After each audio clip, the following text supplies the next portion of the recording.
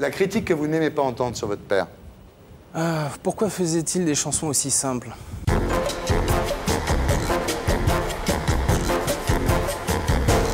Bonsoir. Bonsoir. Vous êtes le fils de Joe Dassin. C'est ça. C'est dur à porter, le mythe Joe Dassin? C'est difficile quand on est jeune, Ouais. quand on est enfant à l'école, ouais. Là, ça va mieux. Ça va mieux, ouais. Alors, vous avez arrêté vos études de commerce pour vous lancer, vous aussi, dans la chanson. Ouais. Sacré défi, quand même, non? C'est sûr, avec le passé. Ouais. C'est courageux de s'y coller, mon garçon. Ouais. Et alors, t'as des bons auteurs-compositeurs, là, ça va? Je pense, oui. Ouais. Je travaille également avec les mêmes auteurs-compositeurs que mon père. Ouais. Ça me semblait un peu légitime et j'aime tellement... je crois que je suis son premier grand fan. Bon. Ben écoute, ce que je te propose, là, ce soir, tu viens pour un double CD, un DVD, mais dès que tu as une chanson, à toi, t'es le bienvenu ici, on va faire ce qu'on peut. Voilà. Merci beaucoup. Alors, il y a un double CD qui sort, donc avec beaucoup des chansons qu'on vient d'entendre, et 3 inédits. Ouais. C'est ça qui est extraordinaire, parce qu'il y avait encore des inédits qui auraient dû sortir. C'est quand tu as rangé avec ton frère Jonathan la maison familiale de Feucherolles que tu as trouvé des choses, ouais. Lors d'un déménagement, en fait, dans un fond de... Enfin, dans une pièce, j'ai retrouvé des cartons dans lesquels on a trouvé plein de documents inédits, des paroles, des photos, des Super 8, ainsi que ces inédits. Et ça n'avait pas bougé depuis... Jamais. On n'y était jamais... Il rangeait pas beaucoup, faut dire. Hein, C'était très bien rangé. Il y avait Non, des costumes de scène, il y avait des trucs comme ça, des costumes, vraiment toutes ces affaires personnelles. Ouais. Vous savez que votre père, en fait, au départ, il voulait pas chanter. Vous êtes au courant de Oui, ça? complètement, ouais. Ouais, il voulait pas chanter. Il a fait un petit disque d'anniversaire et dans une maison de disques qui était CBS, qui venait d'ouvrir en France à l'époque. Mais c'était juste pour le fun, quoi. C'était un cadeau, en fait, qu'on lui avait fait.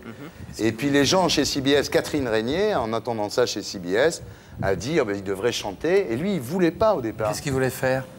Il écrivait pour Playboy, il était assistant de son père, Jules Dassin, sur des films comme Top Capi.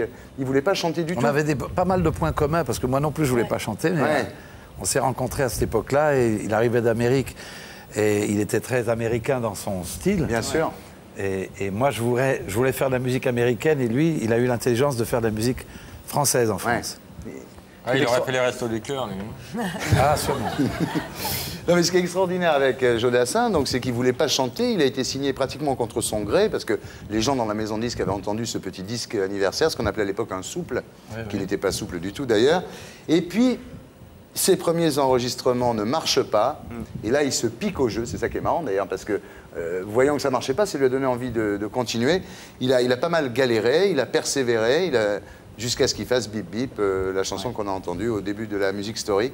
Moi, je m'en souviens, quand c'est arrivé Bip Bip, moi, j'écoutais Salut les copains à l'époque, hein, avec le transistor sur le frigo. Et c'est vrai que quand c'est arrivé, ça nous a vraiment...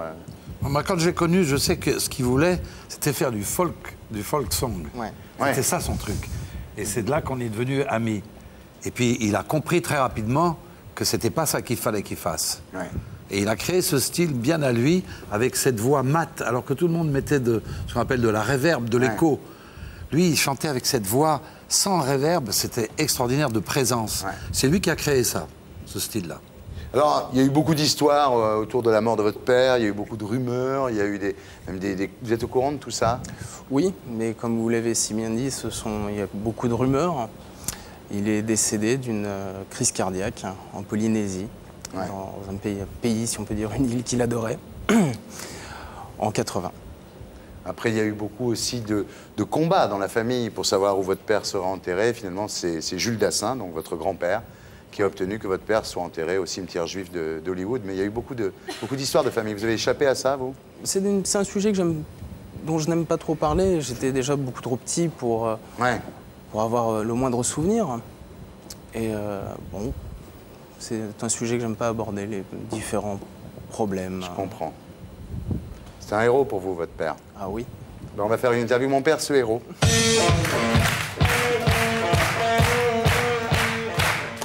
La chanson de votre père que vous préférez? Château de sable. La chanson de votre père que vous n'aimez pas du tout? Les Dalton. Le fils de votre père que vous préférez? Mon frère. Le point commun que vous pensez avoir avec votre père? Des traits physiques. Ouais. Ouais. Enfin, c'est ce qu'on me dit. La critique que vous n'aimez pas entendre sur votre père? Pourquoi faisait-il des chansons aussi simples? Ouais. C'est quelque chose que je déteste. T'as vu, les gens, quand on les écoute, les chansons, il n'y a pas de souci. Elles sont simples, mais Ouais. fonctionnent toujours. Hein. Ça rend les gens heureux. Ouais. C'était le. Qu'est-ce que but. vous aimez le plus chez votre père? Sa prestance. Qu'est-ce que vous n'aimez pas chez votre père? Le costume blanc. Ouais. Tout le temps. La question sur votre père à laquelle vous avez marre de répondre. Ah. Qu'est-ce qu'il aurait fait? Ouais. La chose que vous auriez aimé dire à votre père. Que je l'aime. La chose que vous auriez aimé que votre père vous dise. Qu'il m'aime. Et qu'il est fier de moi, peut-être. Quelle image avez-vous de votre père aujourd'hui? Il me manque beaucoup. Ouais. La présence d'un père, ça me manque beaucoup. Et j'ai une image plus que positive. Je suis très très fier de lui, de ce qu'il a fait, de ce qu'il est encore. On est à disque d'or avec cette nouvelle compilation. Ouais. C'est magnifique, c'est-à-dire que les gens ne l'ont jamais oublié, ils ne l'oublient pas. Quel a été le moment où vous avez eu le plus besoin de votre père? L'adolescence. Qu'est-ce que vous auriez aimé partager avec votre père? Des choses toutes simples. Jouer au foot, Qu'est-ce que vous ne pardonnerez jamais à votre père? d'être parti si vite. Et pour être sûr de ne rien rater de Inarditube, abonnez-vous et mettez un pouce bleu.